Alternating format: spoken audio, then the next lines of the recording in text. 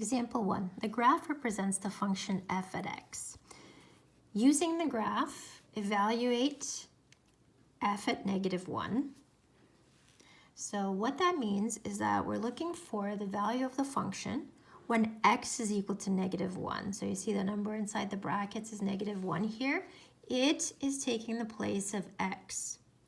So we have to look for a point on this line where the x-coordinate is -1.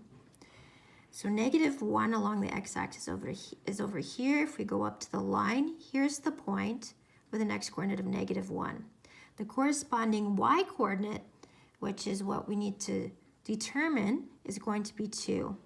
So f at -1 is equal to 2. So we can write that as f at -1 is equal to 2. In the next part, we're asked to evaluate x when f at x is equal to -2. So here, we're looking for x, and the number on the right-hand side of the equal sign represents the y value. So we have to look for a point on the line where y is equal to -2 and determine the corresponding x-coordinate of that point. So y is going to equal to -2 over here, and this point has a corresponding x-coordinate of 7. So the way we can write that answer using function notation is f at 7 is equal to -2, which means that when x is 7, y is -2. Let's look at the next example. In example 2, it says evaluate f at 3 for each of the following. The number inside the brackets again is representing x. So we're given x and we're looking for the corresponding y value. In part A, we're given a set of ordered pairs. So we have to find a point with an x-coordinate of 3. Here's the point with an x-coordinate of 3. Its y-coordinate is 2. So we can write that f at 3 is equal to 2 in part A. In part B, we have a table of values. So let's find where x is equal to 3 in the table. It's right here. The corresponding value of the function f at x, or the corresponding y value, is 4.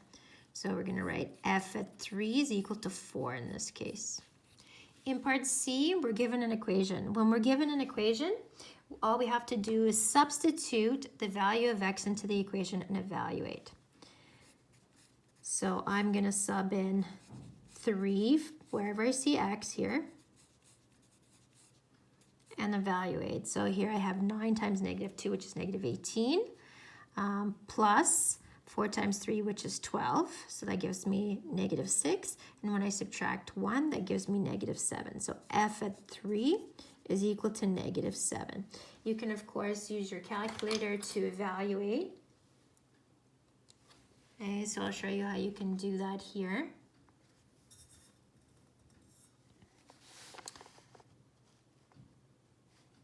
So I'm just gonna enter exactly what I see in this line here. So -2 followed by 3 squared plus 4 times 3 minus 1. And you will get an answer of -7. Okay, let's look at the last example. It says, the relationship between the number of people n and the cost to hold a banquet c at n can be represented by c at n is equal to 30n plus 200. First part A says evaluate c at 100. So again, we're going to sub in 100 for n and evaluate the right-hand side. So 30 times 100 is going to give us 3,000. And then when I add 200 to it, I get an answer of 3,200 for C of 100. In part B, it says describe in words the meaning of C at 100 in this context. All you have to do is evaluate what each part means going from left to right. So C represents the cost. And the number inside the brackets here, we're told, is taking the place of n, which is the number of people. So in this case, there's 100 people attending the banquet. So if I read this from left to right, the cost for 100 people is the meaning of this. Okay. C at 100 represents the cost for 100 people.